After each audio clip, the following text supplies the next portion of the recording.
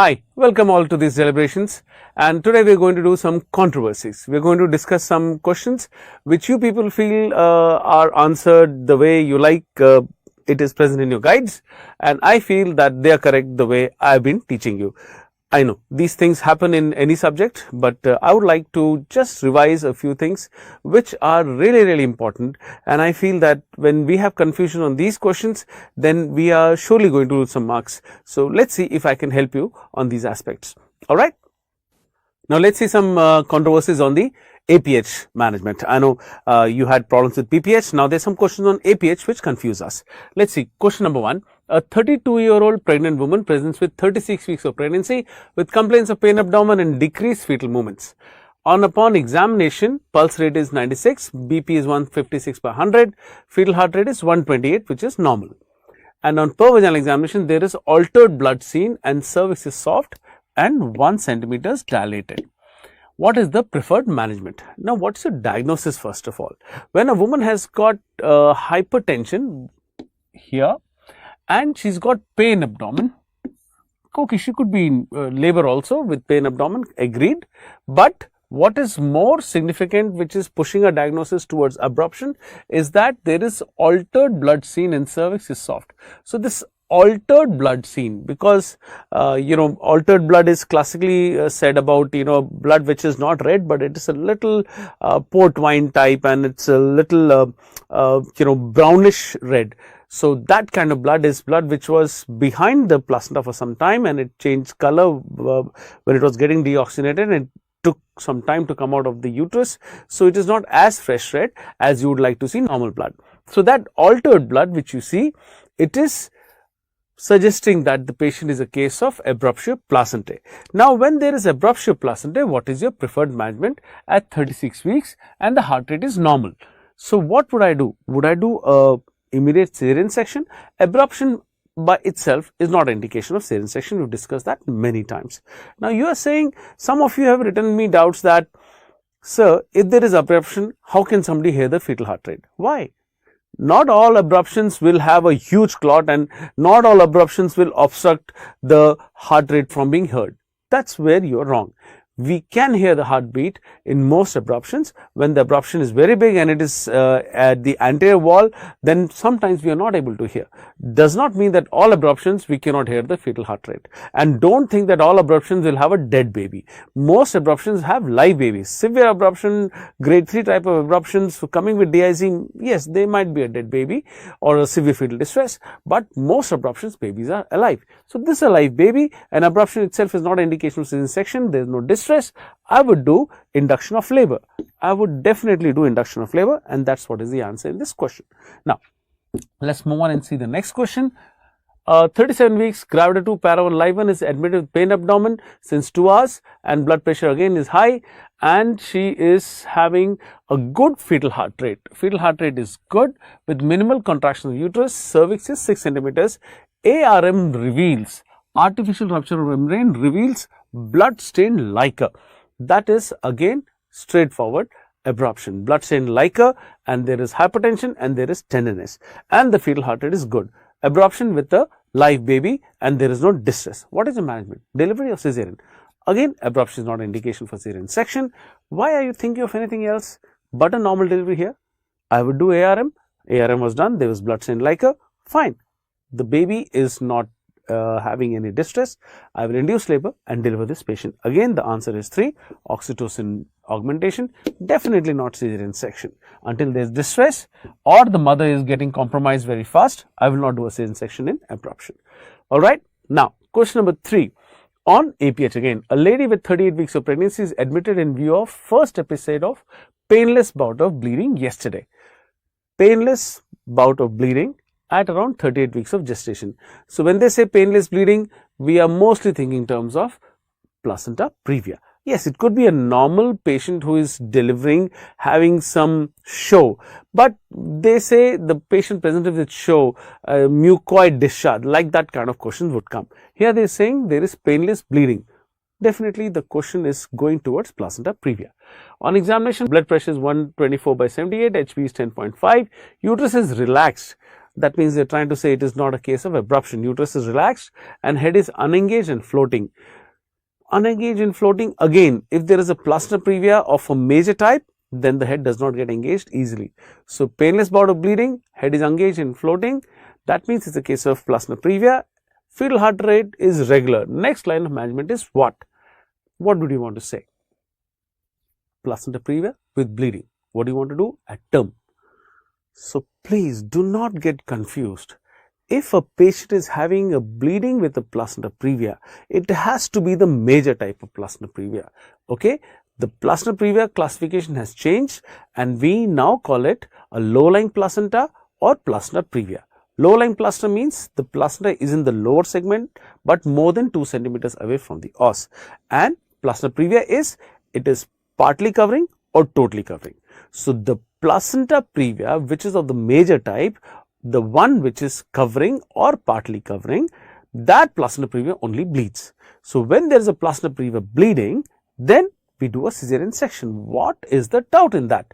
Now, some of you are saying, sir, if it is a type 1 or type 2 and bleeding, well, your diagnosis could be wrong. A type 1 and type 2 bleeding is as rare as a wrong diagnosis. That's all. A type 1 type 2 generally doesn't bleed. A placenta previa bleeding means it's a placenta previa which is partly or totally covering the os.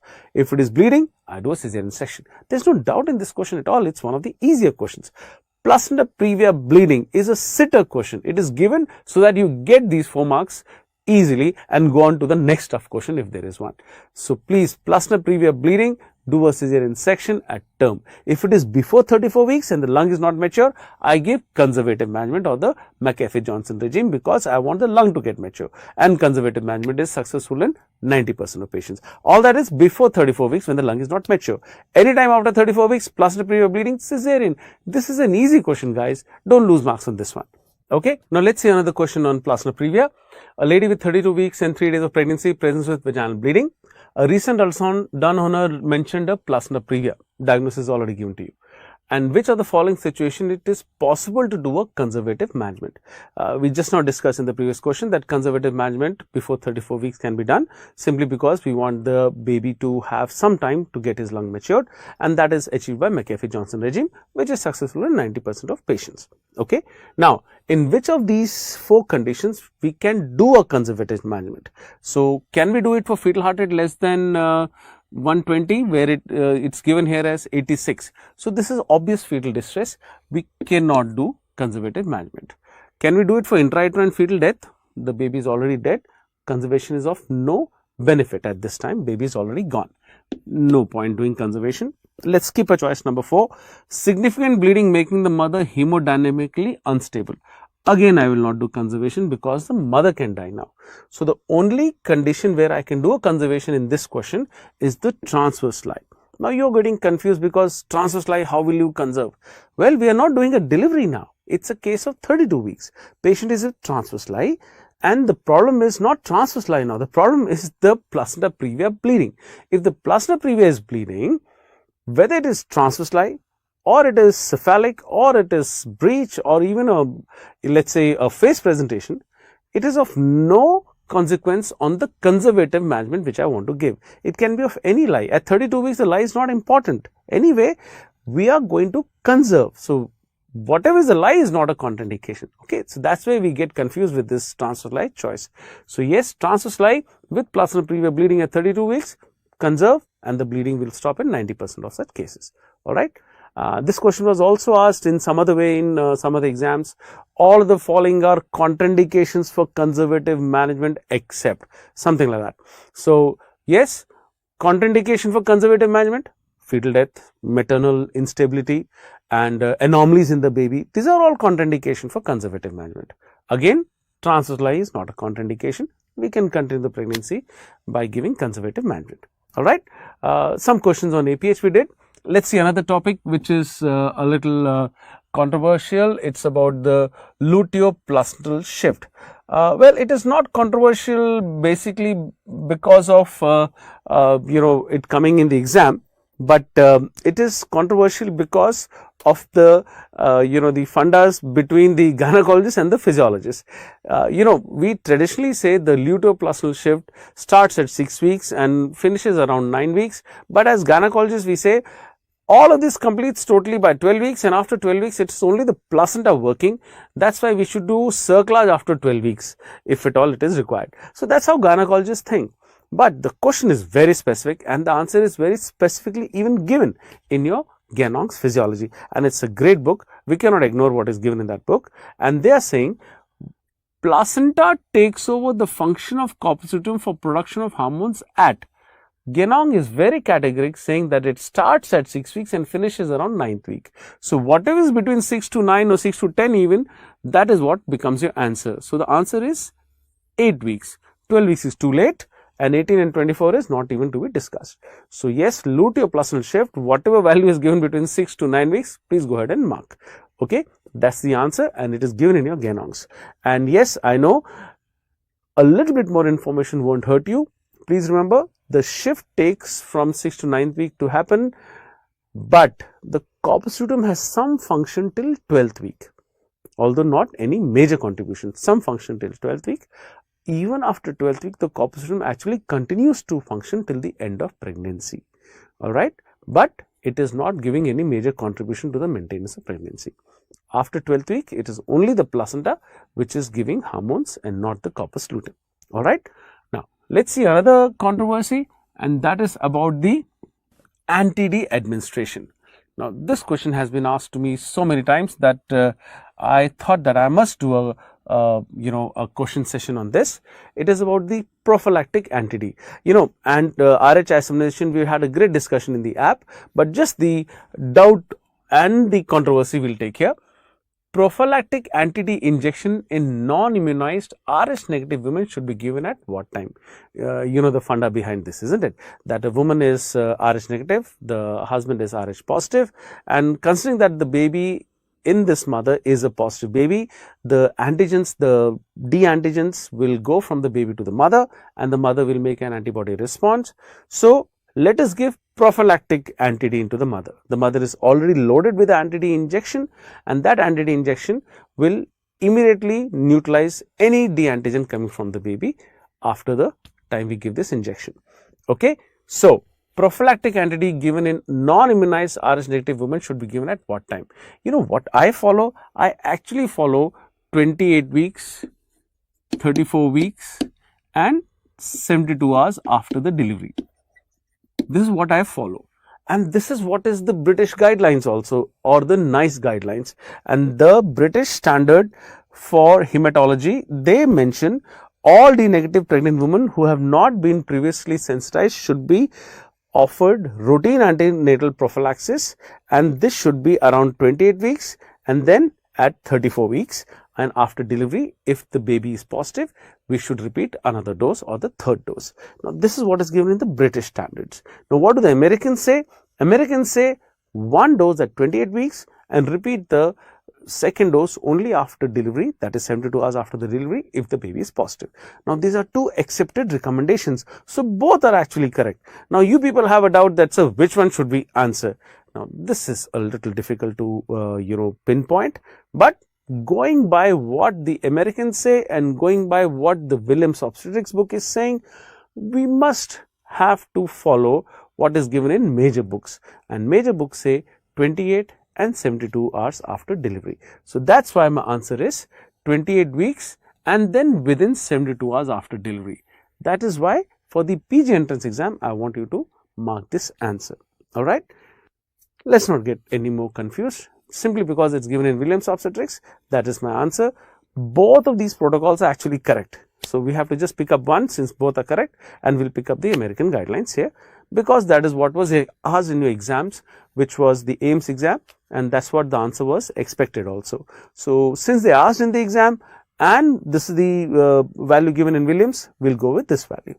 Alright, let's take another one. And another one is the controversy on the tocolytic drug which can be given in heart disease. Now, tocolysis in heart disease, which is better? Whether it is, don't read, just listen to me now.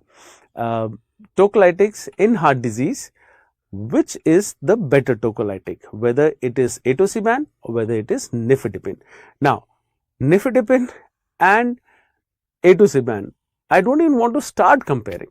I mean, you might quote that, you've been taught by some physicians, or you might be having some book which is saying that nifedipine is not as good, but atosiban is extremely good, and it is safe on the heart of the mother, and it is also safe for the pregnancy. So that's why atosiban is the drug of choice. Well, I want you to read something which is given in the book, which is Williams Obstetrics. It is straight from that book, and this is the section. Only this much is given in the whole of Williams Obstetrics about atosiban, and it says, in a randomized controlled trial, atosiban failed to improve relevant neonatal outcomes and was linked with significant neonatal morbidity. Did you understand? The purpose of giving tocolytic drugs anytime to any pregnancy is to buy time for getting neonatal lung maturity, so that the baby does not have respiratory distress of the newborn. That is not of any achievement by atosiban. That is not achieved by atosiban at all. The FDA has denied approval of atosiban because of concern regarding efficacy and fetal newborn safety. So this drug is not approved. In fact, the previous edition said that this is a banned drug in America. Here they have said FDA has denied approval of atosiban. So hello, this drug is not used in whole of America. American guidelines says don't use this drug. I know the European guidelines and the British guidelines say that use atosiban. Now, if the two major guidelines providers of the world, the British and the Americans, are having a tiff about the usage of this drug, this will never be a question for you people. The questions asked on atosiban: what kind of drug is atosiban? What is this antagonist of, like oxytocin? These are the questions asked. They are never asking you what is the best drug for heart disease, and they are not expecting you people to answer atosiban at all, because there is a controversy about this drug. Alright. So yes, I agree that the oxytocin receptive antagonists were associated with fewer maternal adverse effects. Yes, I agree, it is safer on the mother. Maybe it is also safer on a woman who's got heart disease. I agree it is safer. But is it effective for the purpose which we are giving? There it is not effective. So let it be safe. Even calcium is safe. Can you give calcium for a preterm labor prevention? No, isn't it? So it's as good as a placebo for me, and we are not discussing about this anymore. Please don't give atosiban, and definitely don't say for heart disease atosiban is better. If at all you want to ask me what is the better drug for heart disease, I will say nifedipine. I will even say magnesium sulfate, but I'll definitely not say atosiban. Alright, and let's just finish this discussion about atosiban here itself, because who is supposed to answer choices of drugs for preterm labor? An obstetrician. Alright, and I've given you the answer, and I've got this proof for support. Alright, let's see another question. Now there's another controversy about the IUCD and the ectopic incidence. Now I will not take much time on this one, because I have explained this really very well in the app, but some of you actually don't read the app. You come and see the questions straight away, and then so many of you have doubts on this.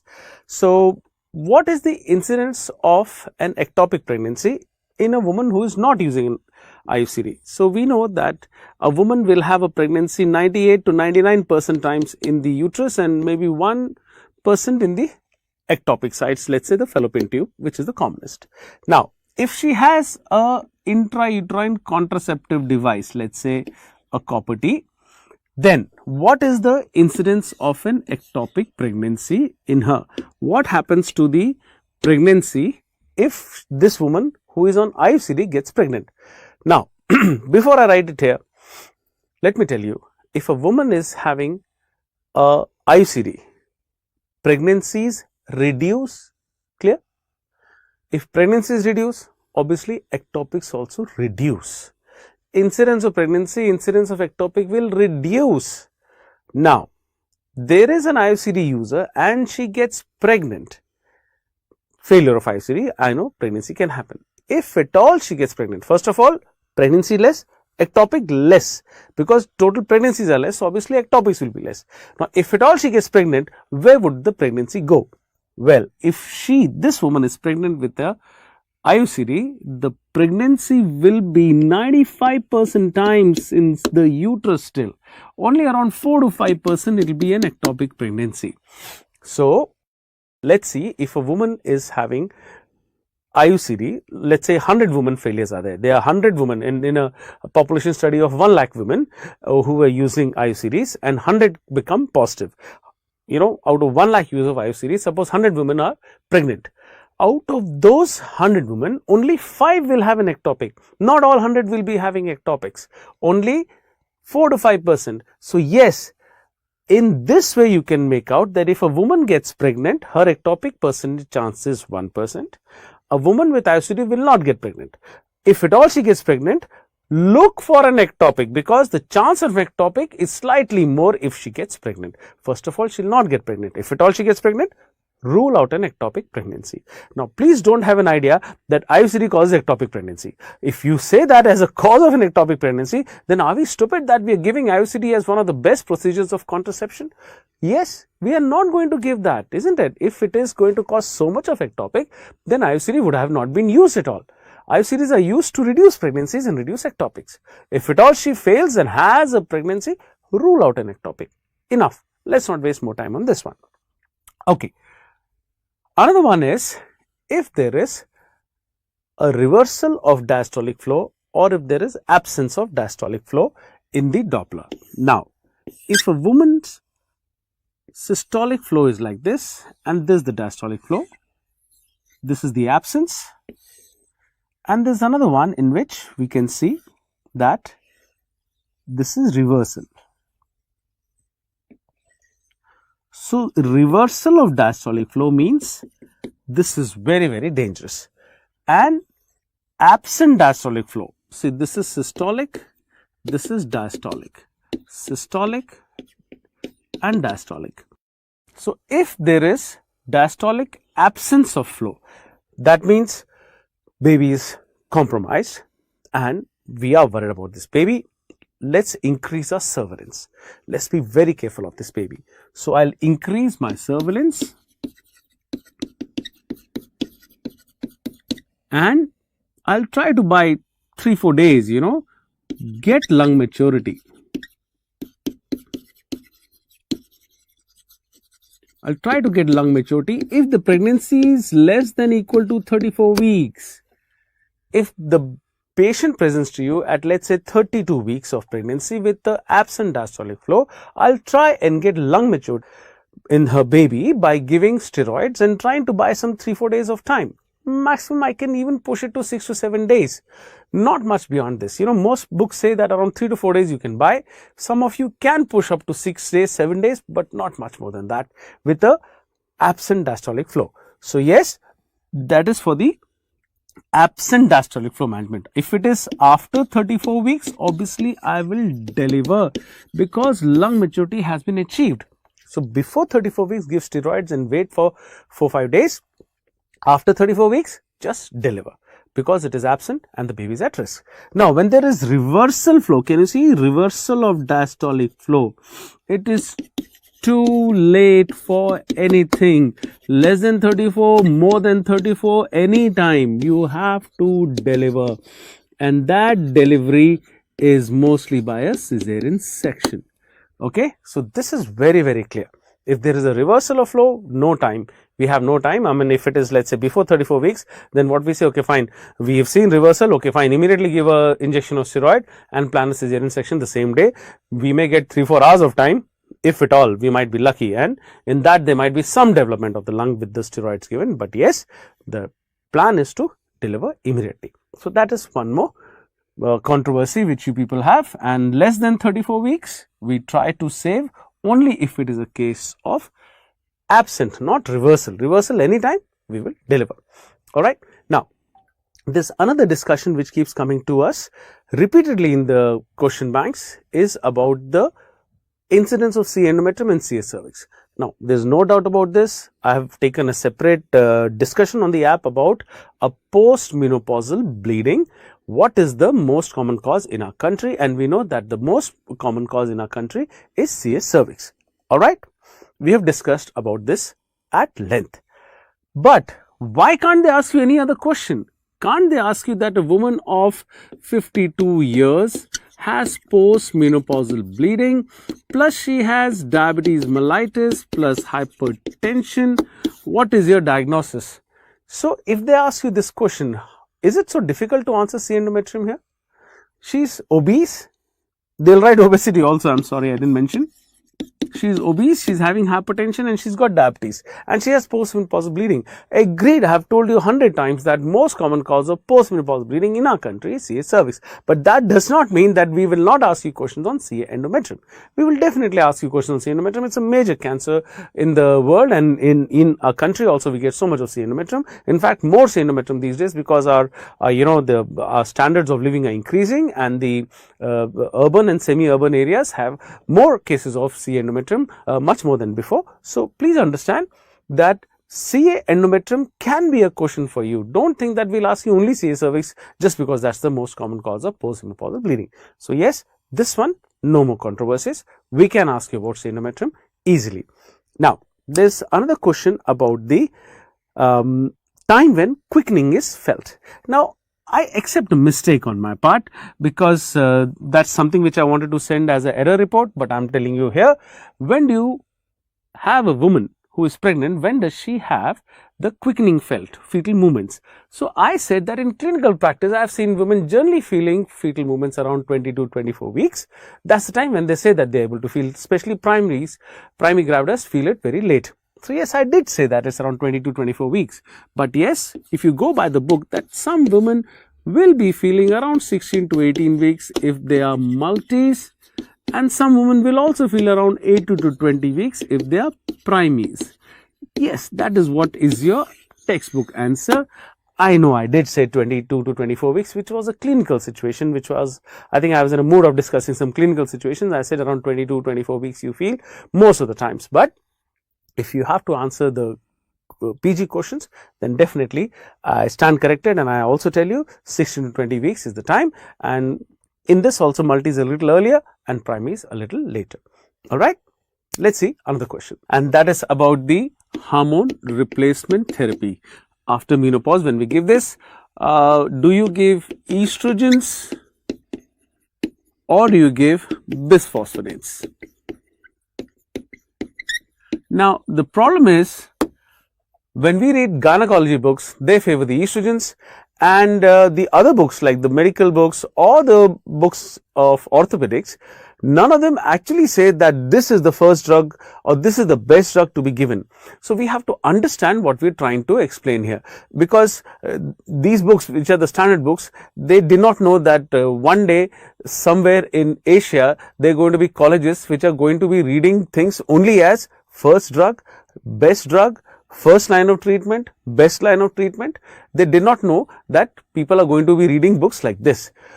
Actually, nobody is asking you such questions anymore. They ask you very simple basic facts. What is the treatment of osteoporosis in a woman who is in menopause?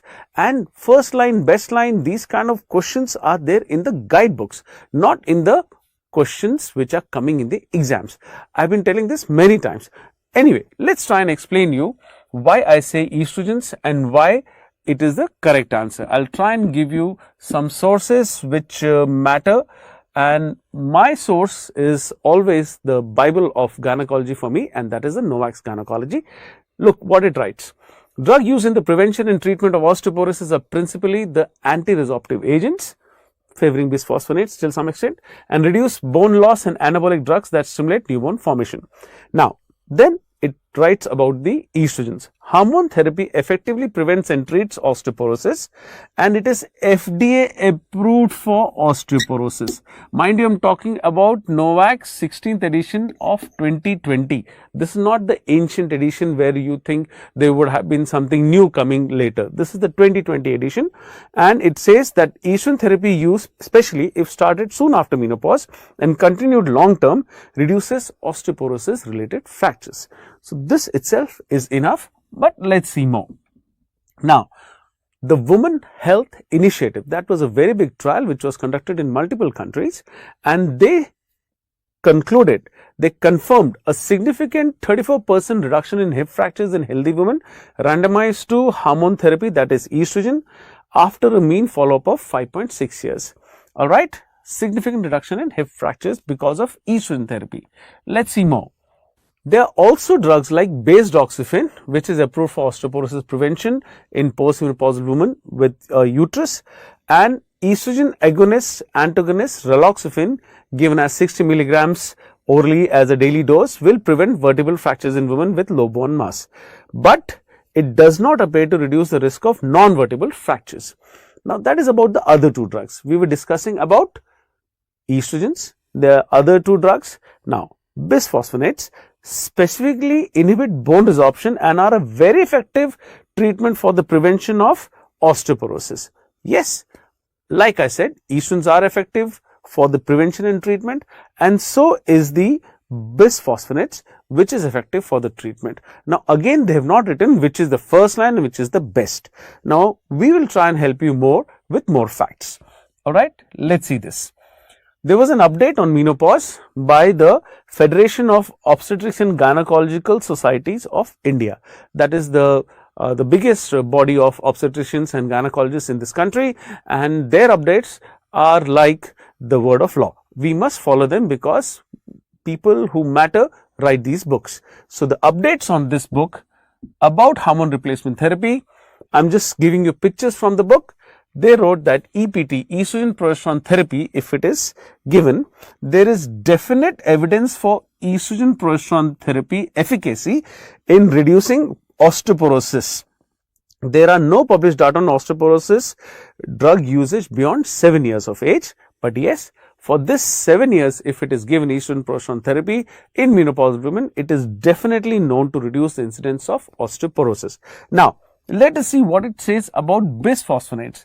You have to turn a lot of pages and then learn that non-hormonal therapy for menopause, and in all the management protocols of non-hormonal therapy, somewhere down the line there is a small caption of alendronates or the bisphosphonates which we are talking. A passing mention of bisphosphonates in this book, and it says that Restrophos, Osteophos 10 milligrams per day is a potent inhibitor of bone resorption. I agree, it's a good drug, but whenever hormone replacement therapy is considered, are you going to give hormones or are you going to give drugs which are non-hormones? That itself is a very, very clear indication. When there is hormone replacement therapy discussed, we give hormones, isn't it? We don't give drugs which are non-hormones. So, bisphosphonates by itself is not a hormone. It is given for prevention of osteoporosis, I agree, but it is not the primary drug given, because the main agent which has been proven by the Women's Health Initiative study and by so many other studies is the estrogen. I'll try to give something which you'll readily accept, and that is the book called Shaw's Gynecology. So, what does that say? Now, if you see this page, it is very nicely given what I want to convey, and you can't say that Shaw's is not the book for reference. All right, Shaw's is one standard book for reference in gynecology. So, it says that natural estrogen and progesterone, tibolone and raloxifene are beneficial in osteoporosis if it occurs early in menopause. So, when we are trying to give early therapy for prevention and treatment of osteoporosis, then we start with estrogen, progesterone, tibolone and raloxifene, either estrogen or selective estrogen receptor modulators. Early in menopause we should start. Now, the next line is extremely important for you. Osteoporosis occurring late in menopause benefits from bisphosphonates as primary treatment. So, if at all they ask you this question, when should bisphosphonates be started for the treatment of osteoporosis for good benefit? Late in menopause, 60 years and beyond. Let's see, even more I can tell you. Prophylaxis of osteoporosis, the first drug. Now, you've been asking first drug so many times, okay? See here, Shaw's Gynecology, what does it write? Estrogen hormone therapy, all right?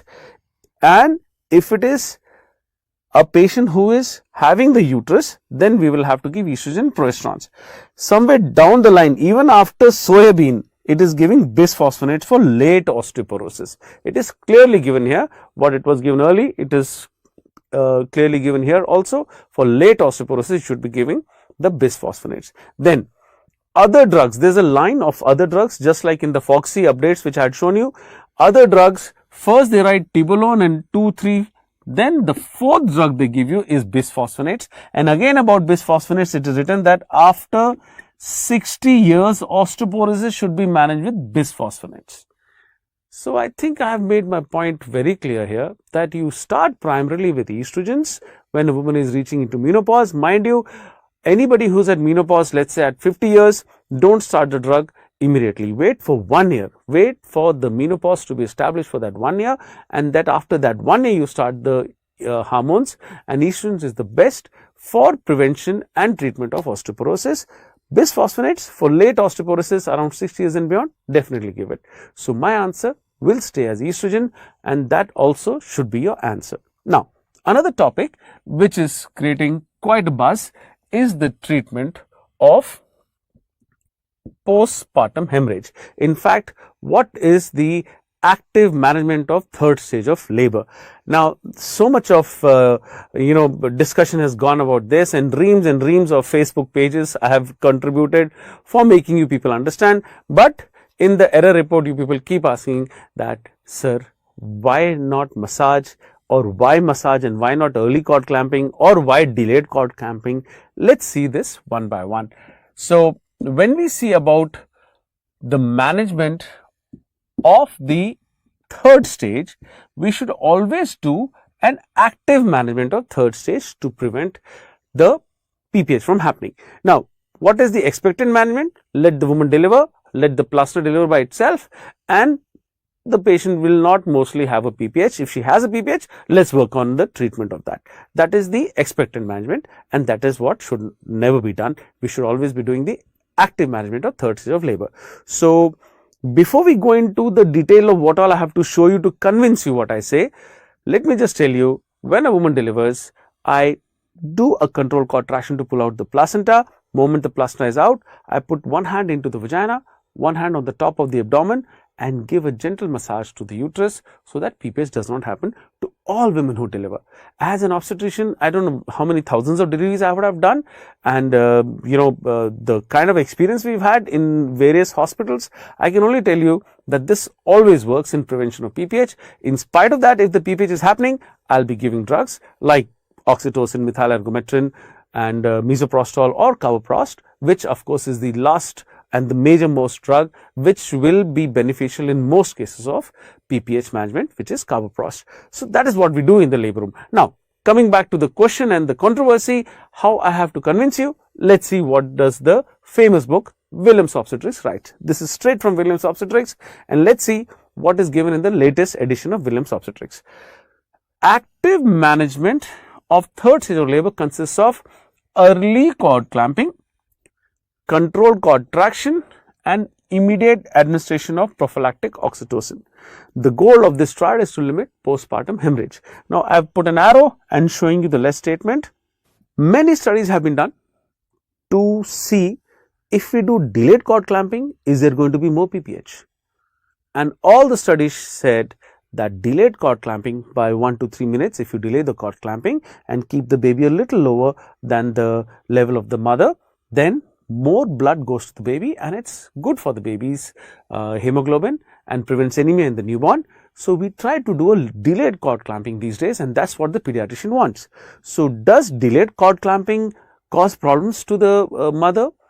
So it was proven whether you do early cord clamping or delayed cord clamping, it does not affect the incidence of PPH. Yes. So now that's the next line.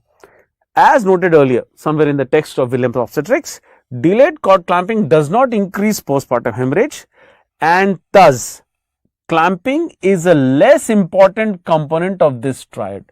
They said clamping of the cord is not a very important component in the first place. Whether you do early or delayed, it's not a major component of the management of PPH. So that is out of the discussion as it is. It's a practical book. Williams Obstetrics is the book which is followed across the world for management in obstetrics. All right. Because it's a book which has referred to many sources and has got the information which is practical for you and me. So it says this is a very less important aspect of the PPH management. Now, the next thing is uterine massage followed after placental delivery is recommended by many, but not all.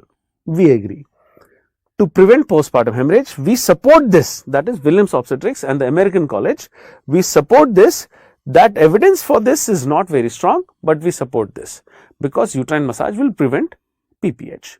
So, evidence is not very strong. Not many people agree with this, but we support this. Williams Obstetrics supports this. The American College supports this because it is going to prevent PPH. So, uterine massage important. Okay, let's see what I can tell you more about this. Recommendations for PPH prevention by WHO. Now, that's where the confusions start. WHO says something totally contradictory. I agree. That's why you people also don't like me when I say uterine massage is important. Let's see, what does WHO say?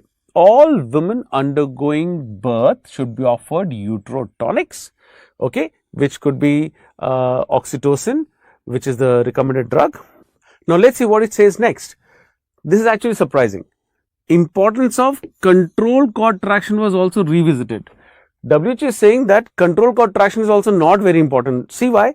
Because new evidence says that it is optional where skilled birth attendants are available and contraindicated where skilled birth attendants are not available. That means if there is a hospital with a good obstetrician and maybe a good midwife, they can do control cord traction. But if she is delivering in a village, then control cord traction is not to be done. So, what we thought is component of the PPH management, control cord traction, has been taken away. Only if there is a good doctor available, you can do that.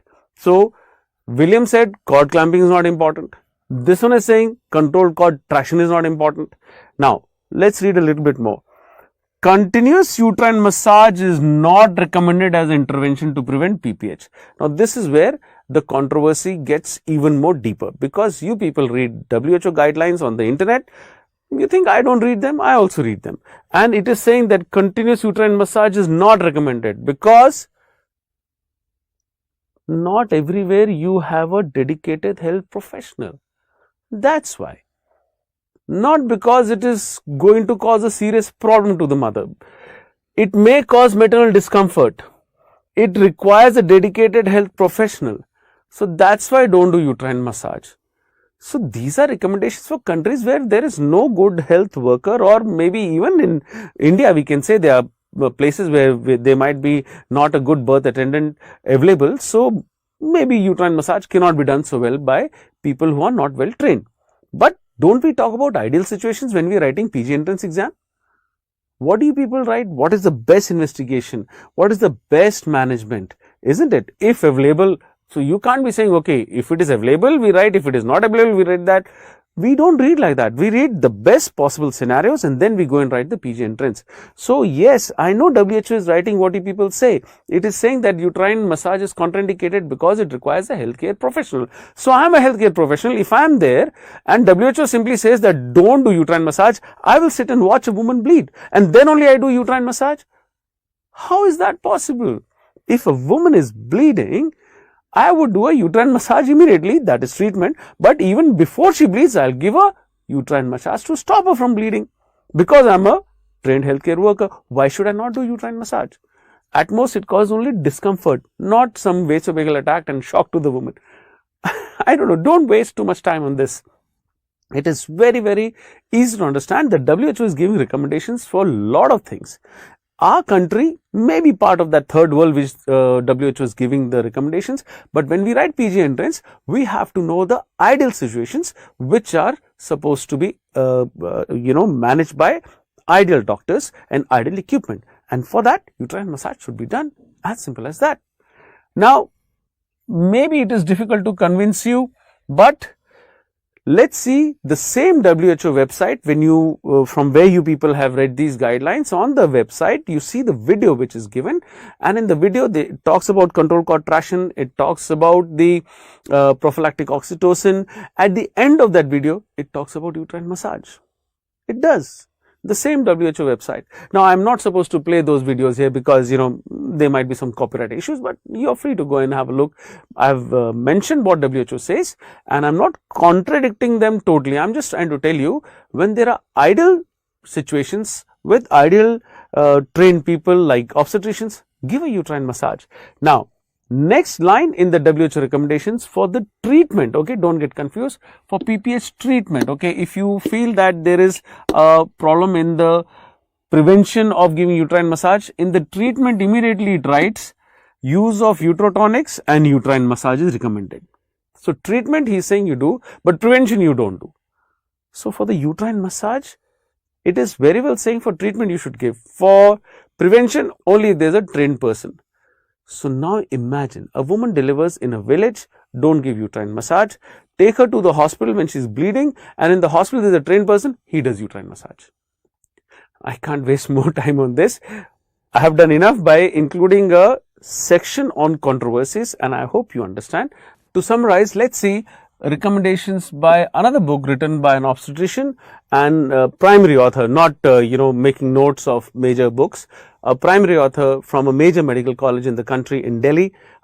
Can't disclose you much information right now, but active management of the third stage of labor, administration of uterotonics, all right, agreed, oxytocin 10 international units, intramuscular or intravenous, control cord traction when skilled birth attendants are available, and late cord clamping, that is understandable because early cord clamping will give less blood. So let's delay the cord clamping, and we discussed that cord clamping is not going to change the incidence of PPH any significantly, because you do early or late, the PPH incidence does not change. Now, massage of the uterus after placenta delivers, that is also recommended. Now, this is a book by an obstetrician, and I wish I could quote, but this is in publication. I'll wait for this to come out, and then you people will be more convinced.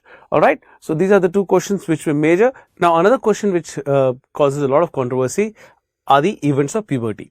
So we know that the puberty age for a girl is 10 to 12 years, and if she doesn't get periods till 13 years, we call it delayed. And if it is with pubic hair and axillary hair, that is, some secondary sexual characters are present, then we can wait up to 15 years to call it delayed.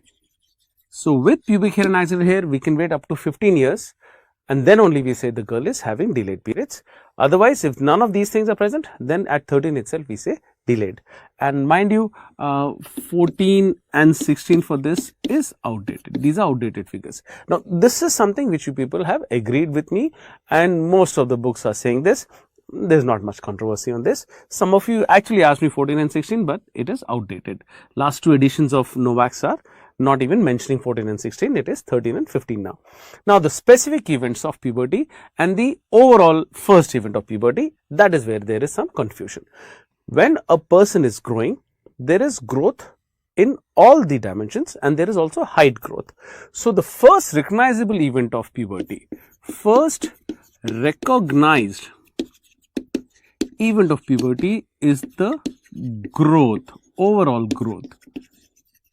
Now, that overall growth will obviously have some height also in it. Height also starts growing. And then the specific events, which all of you know very well. The specific events are the breast growth, then the pubic axillary hair, and then the peak growth velocity, like we say, peak growth velocity, which I always tell you is the height spurt, linear growth spurt or the height spurt. And then the last are the periods.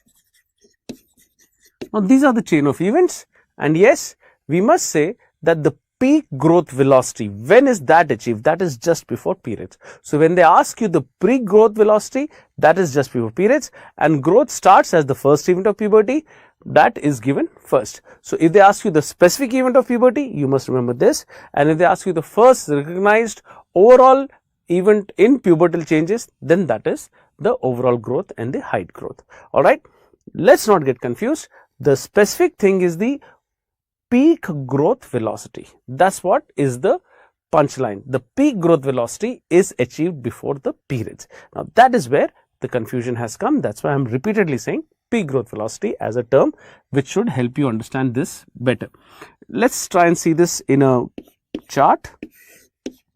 10 years, 12 years, 14 years, if we see in the life of a girl, and let's see the height and height has a spurt like this. Then breast will have a budding first, and then there will be mature breast.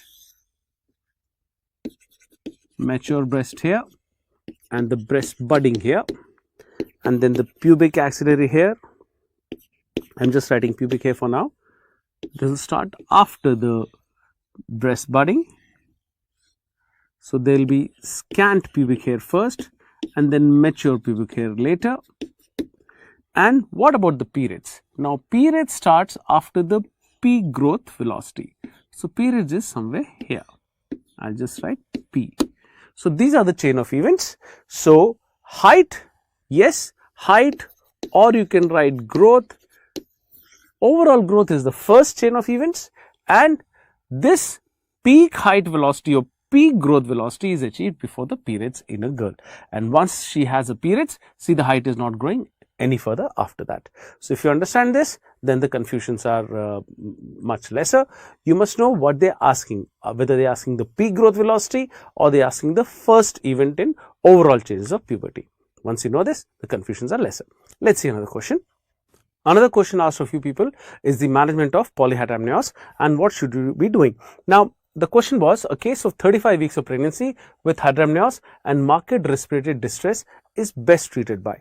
Now, the lung is already mature at 34 weeks, and at 35 weeks if there is marked respiratory distress, we will obviously try to decompress this volume by doing a artificial rupture of membranes and doing a delivery. Now, some of you feel that it should be an amniocentesis done. We do amniocentesis, but that is when we are trying to continue the pregnancy for some time. So, the indications for amniocentesis are generally before 34 weeks when you want to continue the pregnancy for some time for getting the lung maturity, and also we try to reduce the LICA also in addition to amniocentesis by giving indomethacin tablets. Now, people who want to do amniocentesis, doctors who want to do this amniocentesis actually do it before 34 weeks only when the indomethacin is not working or there is a contraindication to use the indomethacin, or for the twin-to-twin transfusion syndrome. These are the general indications, either the indomethacin is not working or there is a contraindication or there is a twin-to-twin transfusion syndrome where amniocentesis is used. This is what is given in your nice guidelines. I mean, I know you like to hear about these guidelines sometimes. So, that is when amniocentesis is done. This question is very clear. After 35 weeks. So, when the pregnancy is after 35 weeks, we have no business to continue the pregnancy because of the severe distress which can happen to the mother. And the management is to do a controlled ARM, and with the controlled ARM, we can try and get the LICA out slowly. But yes, sometimes in spite of controlled ARM, there might be a sudden decompression and abruption. Alright. You are doing a ARM because you are a gynecologist, you are in the hospital, and with the decompression, if there is abruption, you can still do a normal delivery if there is no distress. If there is unfortunately a distress, you will do a cesarean section. So, yes, controlled ARM and delivery is the management, and there is no doubt about that. I will try to substantiate this by the guidelines which you people like to hear. Let us see, these are the nice guidelines from NICE UK, and mild polyhydramnios can be simply monitored and treated conservatively, and there is a mention about the induction of labor should be considered if there is fetal distress, and how it is done by artificial rupture of the membranes, and that should be done by the obstetricians. So, yes, a controlled ARM is what we do if there is a fetal distress and we try to deliver, or even if we want to deliver a woman who has got polyhydramnios after 34 weeks. Again, we do a controlled ARM. Alright. So, today we discussed a lot of controversies which keep coming in the exams, and I hope I could give you a fair amount of confidence in answering what I have tried to teach you all these days, and I hope you are convinced, and you are more than welcome to keep writing to me for more and more queries. It's your queries make us read more, and sometimes we do find mistakes in what we have written, and I try and correct the questions. Sometimes the languages are not good. I always try to correct them so that you people feel that the question is now comfortably according to the answer given. So, yes, we do agree that some of the questions do have errors, but most of the topics which we discussed today, I felt that I should take a session so that you people are convinced, and I hope I have been able to do some part of it here. And there is also one more advice I would like to give, that please read the question properly. It is not that you people are not able to understand the language, it is just that you are reading it in a hurry sometimes, and when we are asking you ascending, you written descending orders. When we are asking you all the statements except, you are telling the common ones but not the except one, and for the true you are marking the false. So when you do this and ask queries, then I feel that you may reproduce the same mistakes in your exams. So try to be a little bit more smarter when you're reading the question, so that you don't read a very easy question wrong. All right. Anything else you people have to ask, you can always write to me at drprasann@yahoo.com, or even on the Facebook forum, and also the error page where you people ask your doubts. And whichever way you feel, you can connect to us on the Prep Ladders, and we'll be more than happy to help you. And one more thing, parting information which I want to give you is that sometimes you people ask me that, so this question which you've asked us in the question bank, it has not been taught in the app videos. Yes, there are many such questions, but what we are trying to do, 85 to 90% of the questions which come in your exams should be dealt with in the videos itself. For the remaining 10%, it can be any 10%. So that 10% we try and cover up in the question bank. There are a lot of such topics, but they are not very common topics. That's why to make an app on every known topic of obs and gynae, an app cannot be of 80 hours alone. Then that app will go up to 200 or even 300 hours, and you'll never be reading that app, isn't it?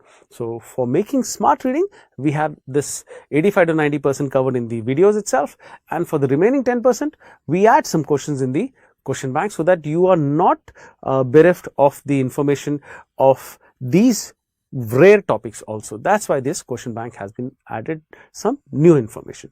All right. I hope this session was useful, and keep reading very hard. And remember, hard work always pays in the end. And I'm sure that all of you will do very well in your life. God bless.